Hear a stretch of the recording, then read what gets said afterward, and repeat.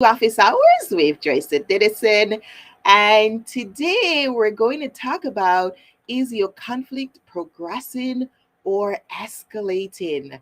I'm so glad that you're here with me, and let's get talking. So, one of the reasons why I came up with this topic is because I've been getting more calls and more inquiries about conflict, especially now that we're hybrid and we are communicating differently, right? We're not seeing each other, we're not in direct contact with each other. Most of our interaction is virtual because we're in a hybrid or we're remote. And we're finding that the interpersonal conflicts are coming up more and more. And here at interpersonalwellness.com, we specialize in helping you to have dynamic and powerful interpersonal relationships. That means taking a look at some of the conflicts, taking a look at some of the misunderstandings, taking a look at some of the challenges that occur in our interpersonal dynamics. You see, it doesn't matter where you are, whether you are a physician, and yes, we know there's a lot of conflict there too, whether you're a nurse, whether you are a police officer, no matter where you are going to have interpersonal interaction with others.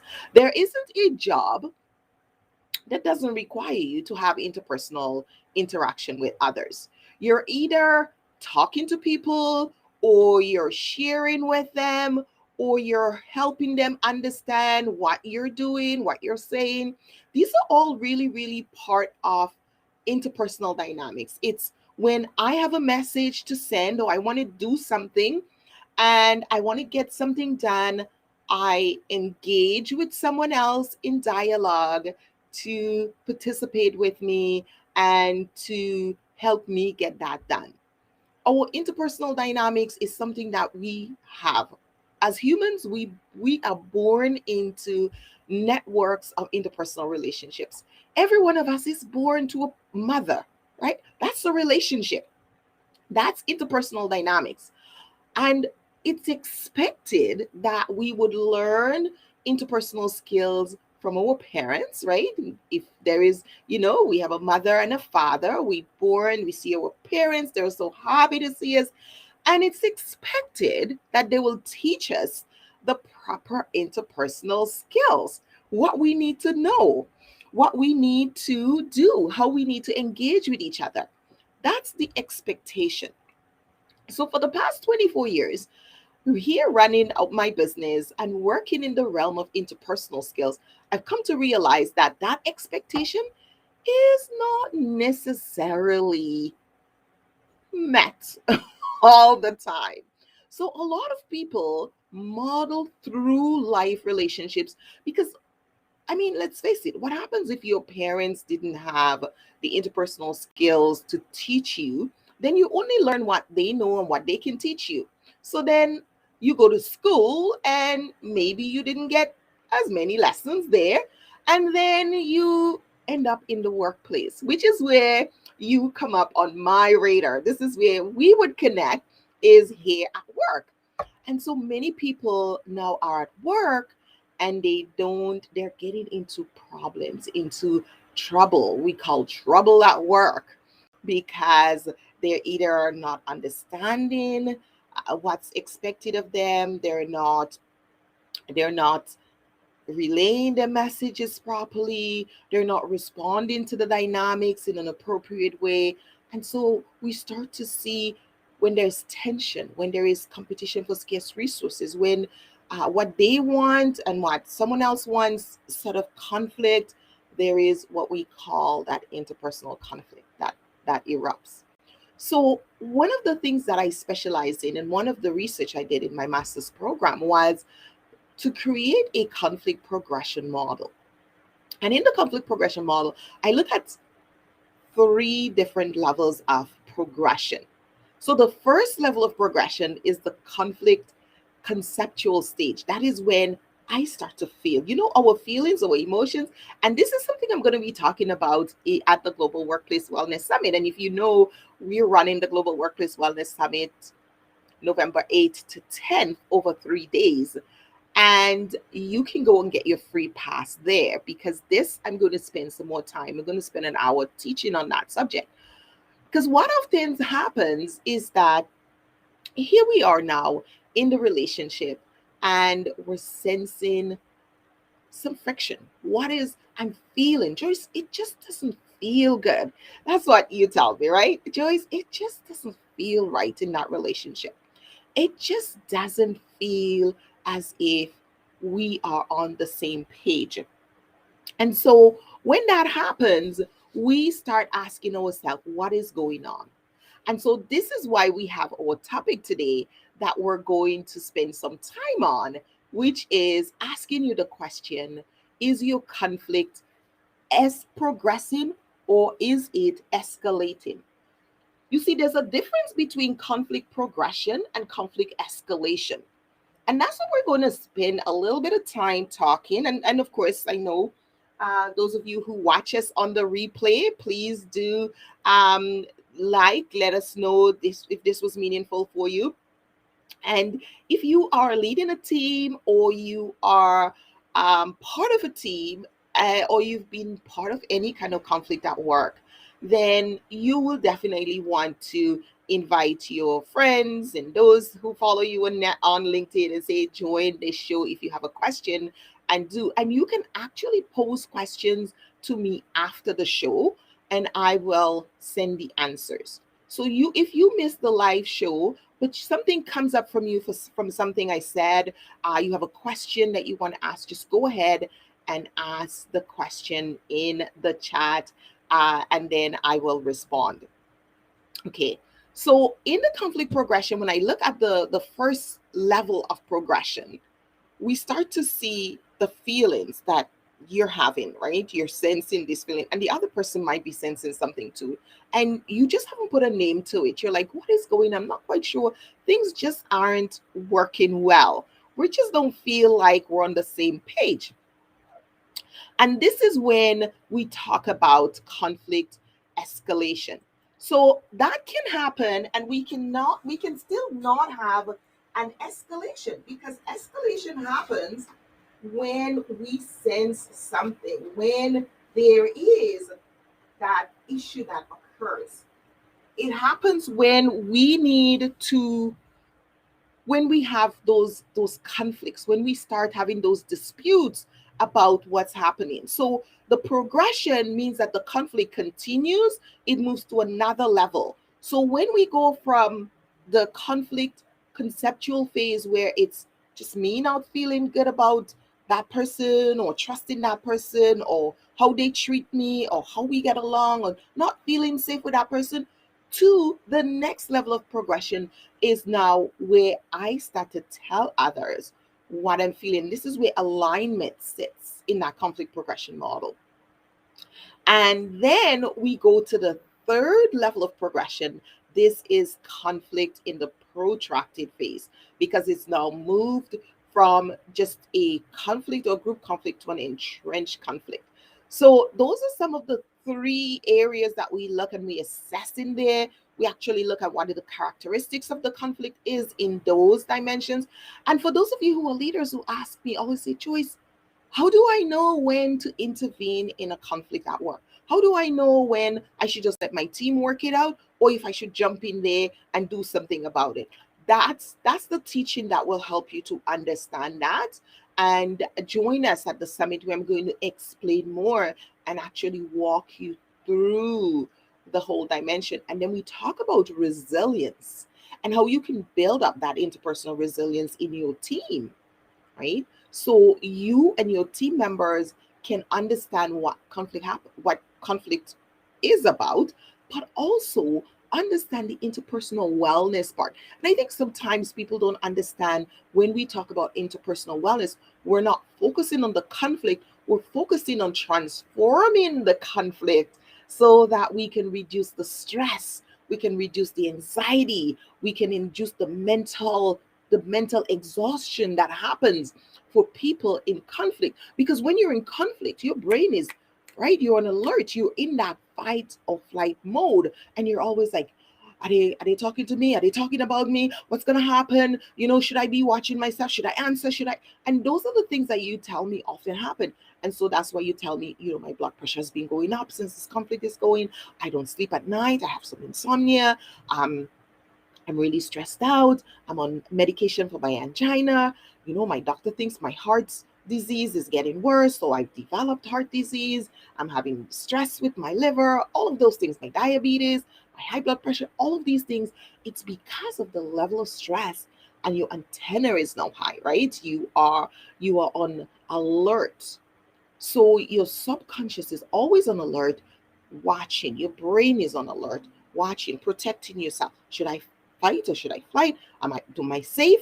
And that is not what you should be doing when you're at work. When you're at work, you should be thinking, collaborating, asking questions, listening, sharing knowledge, amassing and harnessing the powerful energy that's there.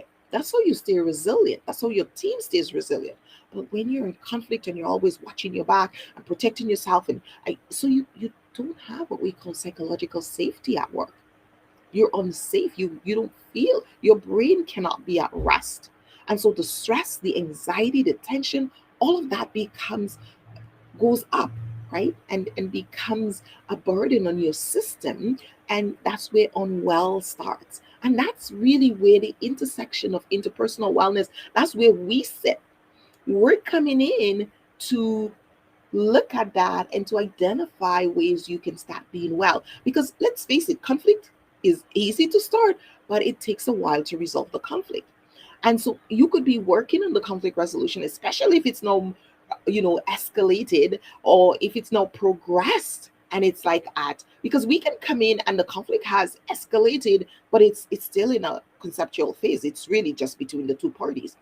But if it's escalated and the two parties are fighting and they're going at it, or it's now escalated within the central phase, where now it's a group conflict, it's alignment, it's sides pitting sides against each other, or it's in a protracted phase where it's now toxic, right? And there's violence, there's abuse, there's sabotage.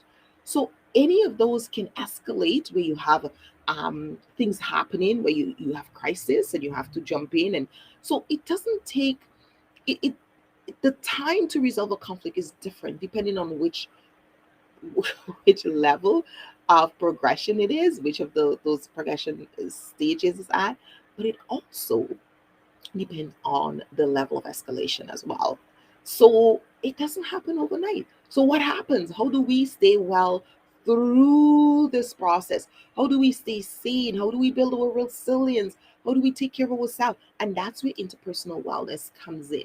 That's where we come in into the juncture. And that's where we start helping you to build up those pillars of wellness, so you can even be more alert. You can be more impactful in the resolution. You can start communicating more responsibly. You can start practicing integrity. You can start mastering, going through your self mastery and capacity building, so you can actually come to the table and collaborate and work out a solution that's meaningful and impactful for everyone. Because too often we bring people to the table and they're not ready. And this is one of the first pieces of work I did in my first book, and I've just released 6 book now. It called the Pre-Mediation Coaching Framework. It's really where I said, we're bringing people to the mediation table too early. We need to step back and help them to prepare emotionally, mentally, psychologically, so that they can actually be effective at that table. And that's a big part of that work that actually grew and led to where we are today at Interpersonal Wellness Services Inc., where we can help you and run the Global Workplace Wellness Summit, give you more opportunity to come in and look at how do we develop that psychological safety, so we can have resilience, so we can be more resilient. That's really important, and it's a powerful, powerful process. So the questions you may have, and some of the questions that I got was just, how do I know to that I need to intervene as a leader? It's when that conflict has moved to the alignment stage. So some questions you want to ask: who else knows about this conflict? Who else is upset about this? Who have you told? Who have you been in conversation with? Those are some really good ways to identify if the conflict has already moved into phase two, which is a central alignment phase. And when that happens, you know you need to step in, because the more people who know, the more people who are upset about this, the bigger and the more likely for the conflict to escalate into frequent disputes, into conflict, into fighting. And it's very, very important to do something as a leader at that point in time. So, those are some of the questions. And if you have any other questions about the phases and what conflict looks like and how you should resolve them, those are some things that you can ask me, and I'll be more than happy to send you some answers here in this LinkedIn message from the show. So go ahead, do send me your messages, send me your thoughts, and like and share this, because I'm sure you'll have people in your network who may want to see this show because of what's happening. Because we know when we are remote, being remote, we can see each other, so we're missing a lot of the communication cues. And we send an email, and people are interpreting the email, and they're, oh, this email doesn't sound good. This email is very threatening, or this email was rude, and really it's words, and we put our own connotation to it.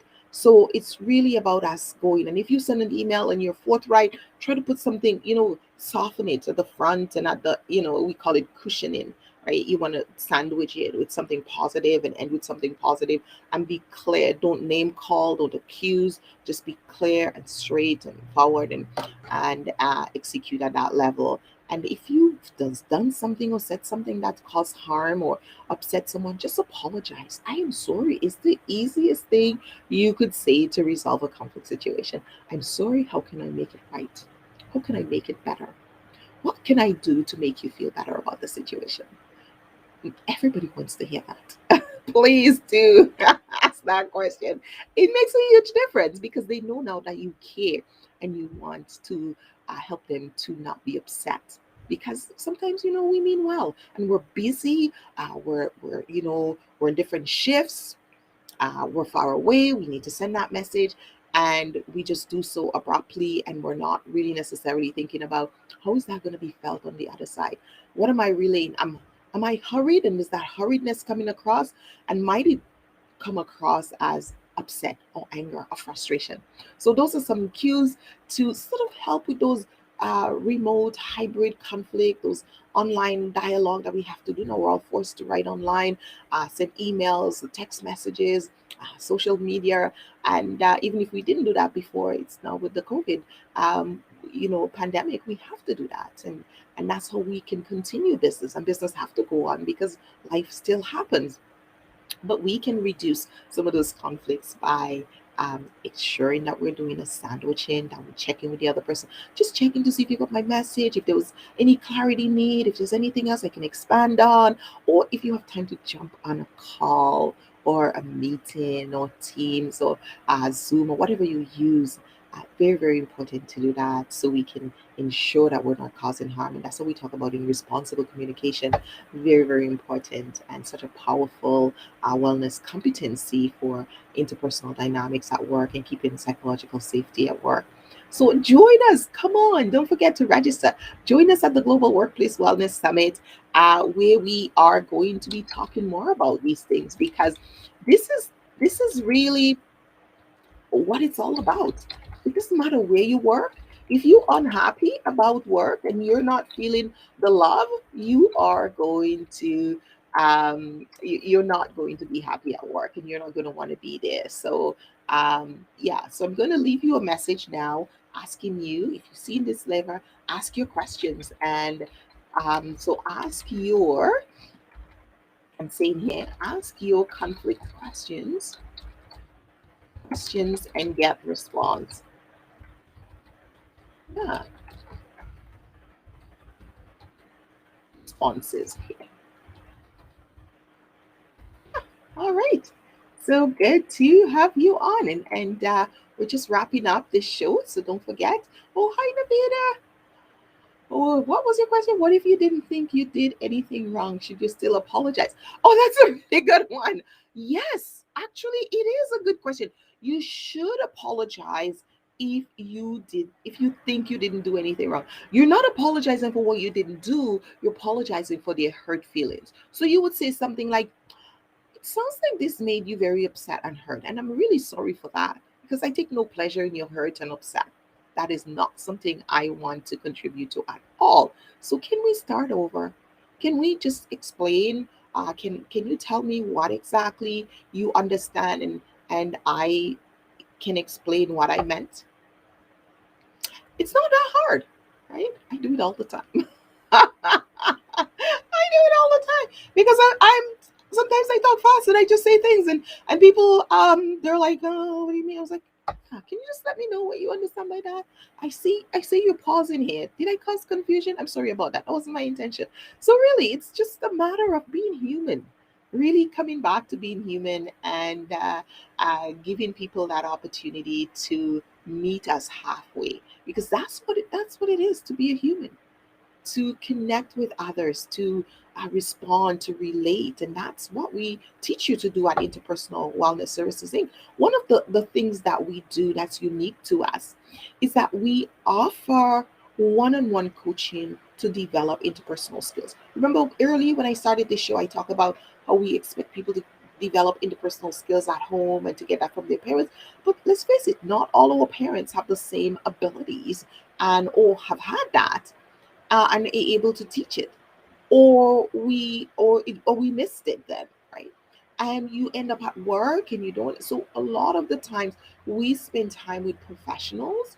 We have an entire toolkit, interpersonal skills toolkit, and we teach interpersonal wellness, helping individuals and professionals to learn key interpersonal skills so that they can execute at work and have better relationships and get things done and have more influence and more impact. So if you're finding yourself in that place, absolutely connect with us, and we can help you to develop those skills so you can go on and be successful.